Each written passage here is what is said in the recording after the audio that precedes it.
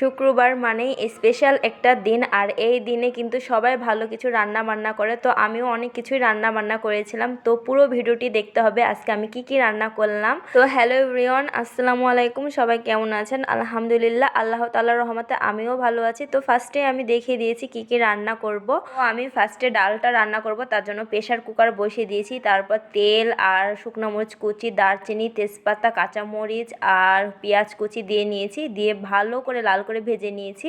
তারপর আদা রসুনের পেস্টটা দিয়েও ভেজে নিয়েছি। তারপর পানি দিয়ে দিলাম যাতে পুড়ে না যায়। এবার বাকি মশলাগুলো অ্যাড করে দিচ্ছি, দিয়ে দিয়েছি হলুদের গুঁড়া, মরিচের গুঁড়া আর স্বাদ মতন লবণ দিয়ে নিয়েছি।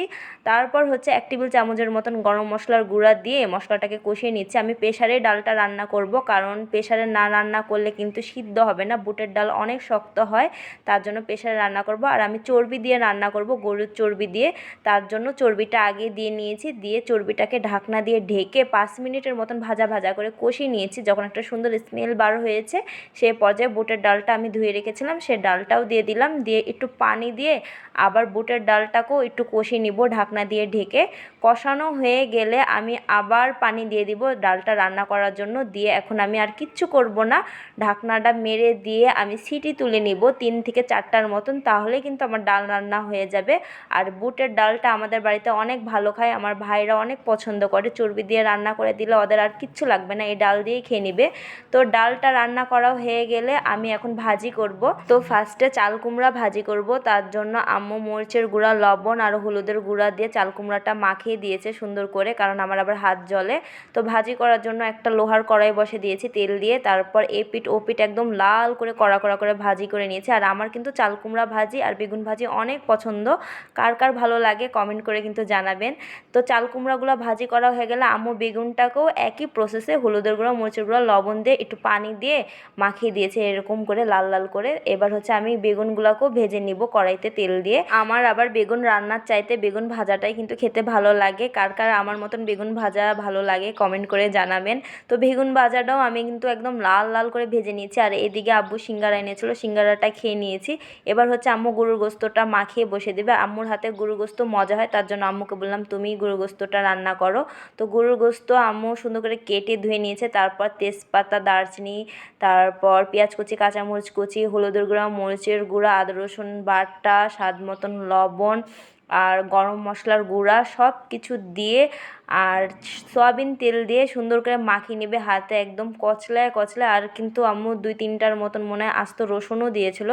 দিয়ে এবার হচ্ছে কষলিয়ে কুচলিয়ে মাখিয়ে নেবে একদম। আম্মু বলে হাতে মাখানো গোস্ত নাকি ভালো করে মাখালেই ভালো লাগে খেতে। তো মাখিয়ে কিন্তু আম্মু 30 মিনিট রেখে দিয়েছিল ঢেকে। তারপর হচ্ছে একটা কড়াই বসে দিল, দিয়ে হচ্ছে তেল আর শুকনো মরিচ কুচি দিল, দিয়ে একটু ভেজে নিয়েছে লাল করে। তারপর গোস্তগুলো দিয়ে দিল, দিয়ে এবার আম্মু কষাবে যতক্ষণ না সেন্ট বার হয়। তো আম্মু কষানোর জন্য নাড়াচাড়া করে ঢেকে দিয়েছে, দিয়ে এতো পানি বার হয়েছে। আম্মু কিন্তু কোনো পানি অ্যাড করেনি, এই পানি দিয়ে কষাবে কিছুক্ষণ। তারপর উপর দিয়ে পেঁয়াজ বেরেস্তা করে রেখেছিল সেই পেঁয়াজটা দিয়ে দিল, দিয়ে আবার কষাবে কিছুক্ষণ।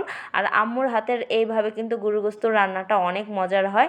তারপর আম্মু সরিষার তেল দিয়ে দিয়েছে, দিয়ে আবার কিছুক্ষণ ভাজবে। আম্মু গোস্তটা কষায় কি করে জানেন? আম্মু একটু করে পানি দেয় আর এভাবে নাড়াচাড়া করে ঢেকে দেয়, এভাবেই কষায় নেয়। আর গোস্তটাও কিন্তু সিদ্ধ হয়ে যায়, যেহেতু প্রেশারে রান্না করবে না তার জন্য একটু করে পানি দেয় আর ঢেকে দিয়ে দিয়ে এভাবে নাড়াচাড়া করে একদম ভাজা ভাজা করে নেয়। আর গোস্তটাও কিন্তু একদম কালচে কালার হয়ে যায়, আর খেতে কিন্তু দারুণ হয় এভাবে রান্না করলে। একটু কষ্ট হয়, অনেকক্ষণ ধরে দাঁড়িয়ে থেকে এভাবে আম্মু কিন্তু ভাজা ভাজা করে, আর এর জন্য একটু কষ্ট হয়। আধা ঘন্টার মতন কিন্তু আম্মু এভাবে একটু করে পানি দিয়ে দিয়ে ঢেকে ঢেকে কষায় নিয়ে সিদ্ধ করে নিয়েছে। তারপর লাস্টে একটু পানি দিয়ে ভাজা জিরার গুঁড়া দিয়ে একটু ফুটিয়ে নামিয়ে ফেলেছে। তো সব কিছু রান্না করা হয়ে গেছে। এ তো বেগুন ভাজি, চাল কুমড়া ভাজি, গরুর গোস্ত ভুনা, চর্বি দিয়ে ডাল ভুনা আর শসা লেবু কাটা ছিল। আর অফ ক্যামেরায় পোলাও রান্না করেছিল। তো আজকের ব্লগটা আমার এই পর্যন্তই। কেমন লেগেছে সব কিছু রান্না কমেন্ট করে কিন্তু জানাবেন। তো ভিডিওটা আজকে এই পর্যন্ত, সবাই ভালো থাকবেন, আল্লাহ হাফেজ।